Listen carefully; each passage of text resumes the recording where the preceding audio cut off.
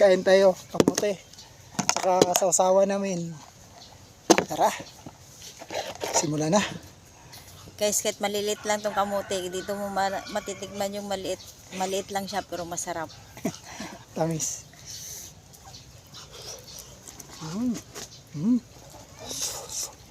Harap. Mag-live kaya tayo dyan. Mag-live tayo. Harap. Medyo kulay kwan niya. Kulay orange na may pagka-yellow. Ha? Sobrang tamis kahit maliliit.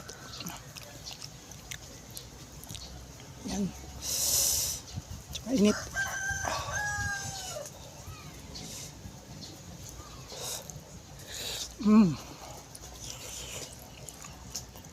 Ito yung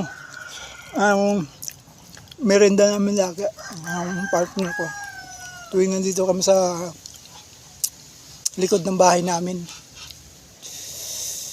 Kasi dito tahimik, malamig pa yung kwan kasi maraming puno. Kaya dito kami laging tumatambay. Dadala kami ng mga merenda namin, nagugusto.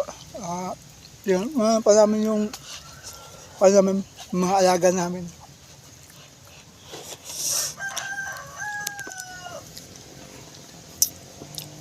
Ito naman iba. Kulay yellow naman to. Kanina medyo orange siya. Yan, ito naman yung iba. Sobrang tamis itong yellow kanina, itong orange kanina.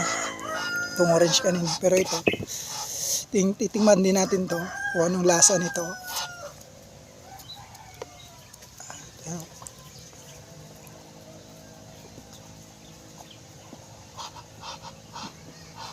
Ayun, ito, medyo hindi siya masyadong matamis.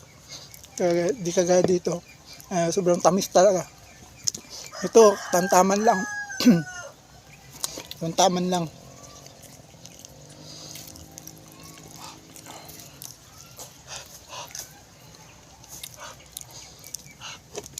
Ito guys, may sasawan kami pero di kasi ako mahilig sa sasawan. Kaya yung partner ko lang nagsasawsaw. Yan. Kasi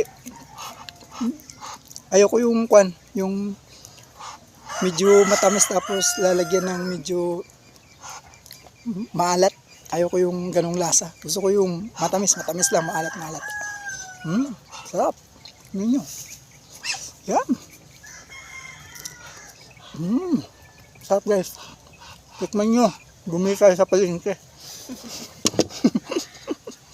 Magkano nga bilhin nyo? 25 yung kilo na binili ng partner. Ilang araw natin ito kinakain. Tatong araw, hinati-hati lang namin. Nagluluto lang kami ng sakto lang sa kinakain namin. Kasi minsan masayang din yung nabukasan. Luto na naman kami.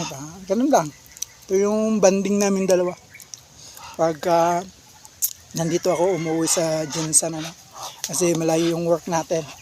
Kaya nga nung mga nakaraan nagkasakit tayo dahil malayo yung work ko. Minsan sa sobrang daming trabaho, nakakalimutan kumain. Kaya nagkasakit tayo nung nakaraan. Pero ngayon okay na. Ito, kain na tayo. Ito masarap. Ito masarap. Masarap talaga. Kamote. Sobrang tamis.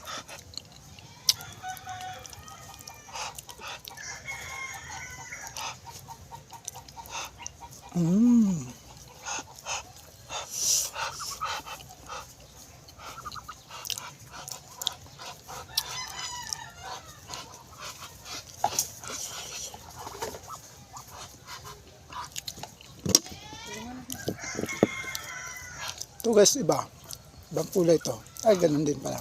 Kulay dilaw pa rin.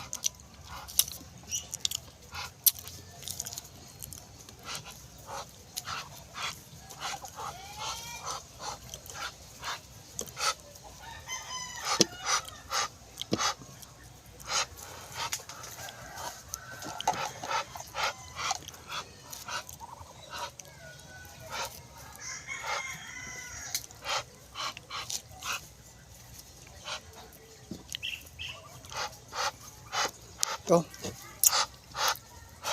Banyo.